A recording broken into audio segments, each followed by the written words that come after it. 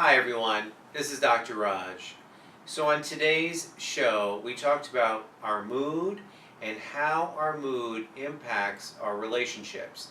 Now remember, when I say relationships, I'm not just talking about work, and I'm not just talking about love, our romantic relationships. I'm talking about our friendships, our relationships with our family members, and of course, your relationship with yourself. Let's not forget about that one. Now we have to keep in mind this process of self-awareness. So how does this work?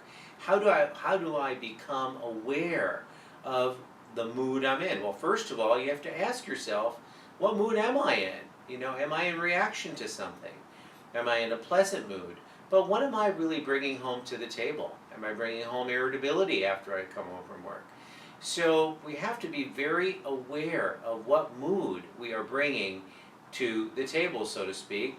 And also, now if there are themes in our mood, there are repetitions, or there's a place we commonly find ourselves, we have to ask ourselves, what is the genetic piece here, and what is the environmental piece, right?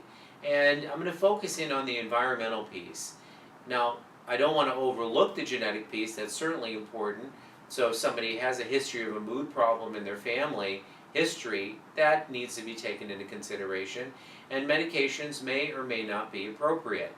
Psychologically, we have to look at this and understand as well, what were the events in my story, in my life, that could have predisposed me to now have mood problems. Okay, so let me give you an example.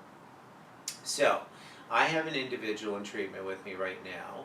Now, there was a very critical period of time that this individual did not feel his emotional needs were met. Now, this is when he was a child, okay? So one of the things that he's doing as an adult is he ends up creating relationships, both personal and professional, even the people who he chooses to work with, that end up being somewhat emotionally unavailable and abrasive.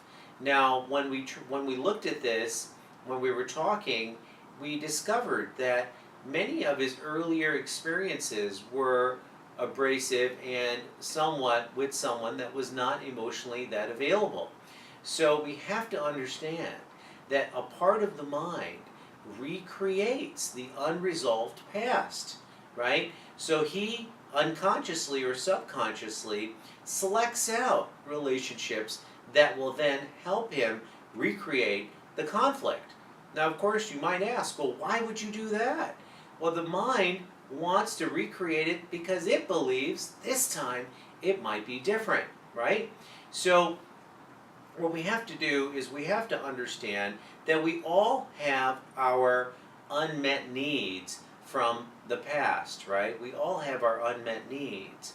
And in a relationship, we have to become aware, especially in our closer intimate relationships, we have to be aware of what the other person's unmet needs were or are from their own past. And then we can love them in that way, with that in mind. While they'll experience it differently, they'll hear it differently. So we again have to become aware of each other's story, right? We have to become aware of each other's story. And if you find yourself in a reactive back and forth tug of war, you know what? I have this other saying I say, which is, I don't understand, I pause and I examine. So look for the repetitive themes in your relationships. See if there's a repetitive mood that's related to, usually those conflicts and those interactions, and see if you can get your finger on, what could be the possible source or sources of this particular reactive stance that you fall into, or this pothole that you run into. Now, with all that being said, keep in mind, once you identify what the issue is and how it's impacting your life, then you can do something about it. And you have to determine, how important is it that you do something? I think it's extremely important. Even when we look at, life, 100 years of living is 5,200 weeks, 5,200 weeks. It's not that long. So keep that in mind. Life is moving very quickly. Identify your repetitive themes. Understand that much of our repetition is from the past, and we're continuing to recreate it in hopes of a different outcome. This is Dr. Raj saying, be well.